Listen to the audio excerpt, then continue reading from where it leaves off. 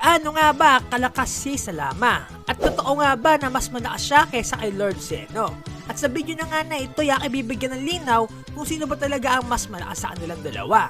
Pero bago nga ang lahat, kung bago ka pa lamang sa aking Bilibili account, di mag-follow ka na at i-like mo na din tong video. Salamat po!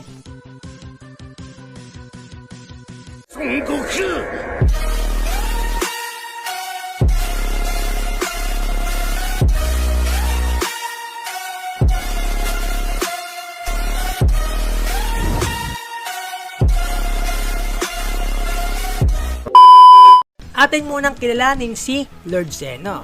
Si Lord Zeno ay ating nakilala sa Dragon Ball Super anime. Dito ngayon nalaman natin na siya pala ang pinakamalakas sa lahat. Kahit isang ability pala ang pinapakita niya, ay ito ngay atin na masabi na sobrang lakas. Ang ability na nga na ito ay ang erasing power niya. Ito ngay ating makikita sa Zamasu art kung saan i-erase nga niya ang buong planeta sa isang iglap lamang.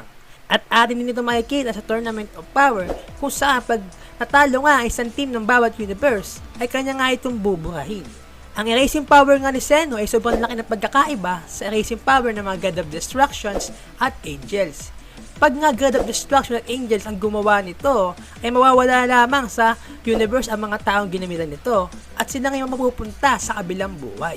Pero pag si Lord Zeno nga ang gumamit nito, ay ito ngayon ma-erase sa buong universe at hindi na nga ito makapunta sa kabilang buhay na para bang hindi nag-exist kailanman.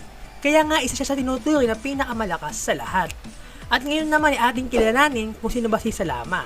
Ang pangalang Salama ngayon ay kakasing kahulugan sa word na Salamander. At kilala nga din natin ito bilang Dragon God. Sino nga ba siya?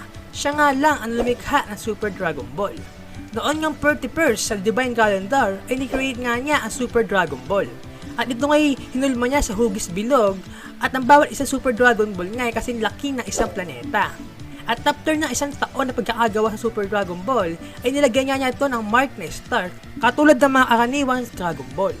At dito ay nag-create din siya ng isang dragon na tinawag niyang Divine Dragon. Alam naman natin na sobrang rare ng Super Dragon Ball. Kasi nga, kaya nito mag-grant ng kahit anong wish, hindi katulad ng ibang Dragon Ball na mayroong limitasyon. Ang Super Dragon Ball nga guys ay walang limitasyon at ito nga guys ay unlimited. Kaya nito mag-grant ng kahit anong wish na kahit mukhang imposible na. Kung ang Super Dragon Ball ay sobrang rare, ano pa si Salama? Si Salama nga hindi pa nakikita sa anime videos ng Dragon Ball Super at sa manga. Kaya nga isa to sa pinag-uusapan ngayon na pinakamalakas sa lahat. At dito na nga guys papasok ang ating theory about kung sino ba talaga ang mas malakas, si Salama ba o si Lord Zeno. Itong analysis ko na nga na ito ay nakadepende pa rin sa nabasa ko at napanood sa Dragon Ball Super. Para sa akin mas malakas nga si Salama. Ito nga guys sa mga factors o dahilan kung bakit ko nasabi na mas malakas si Salama kaysa kay Lord Zeno. Una nga guys, ang kapangyarihan nga nito ay walang limitasyon at kaya nga nito mag-grant ng kahit anong wish. Yun nga yung makikita natin sa Super Dragon Ball. Si Lord Zeno naman ay kaya niya mag-erase ng kahit ano, mapamulti-universe man o universe sa isang iglap na para bang hindi ito nag-exist kailanman. Pero guys, si Salama naman ay kaya niya mag-create, mag-erase at magbalik ng kahit ano.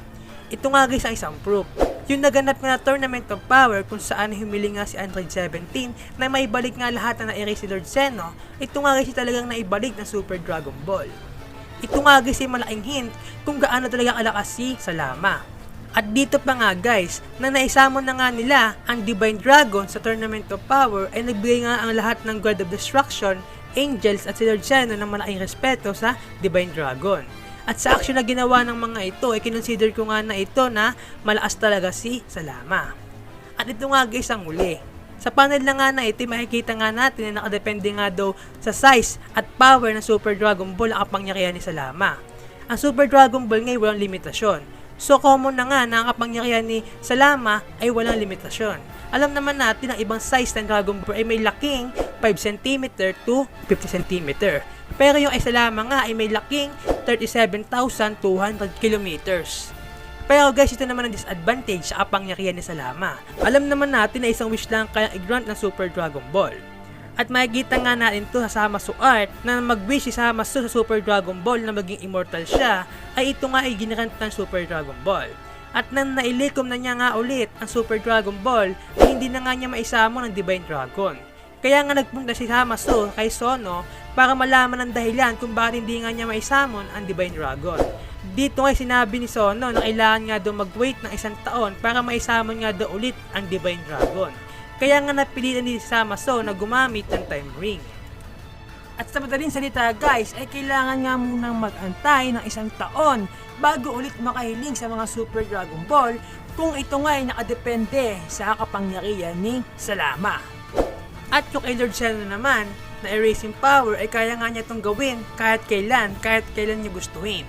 Pero guys, ay wala pa din namang patunay na ganun nga ang kapangyarihan ni Salama. Ito nga kasi based lamang sa aking mga nahagilap o nabasa sa Dragon Ball anime at sa Dragon Ball manga.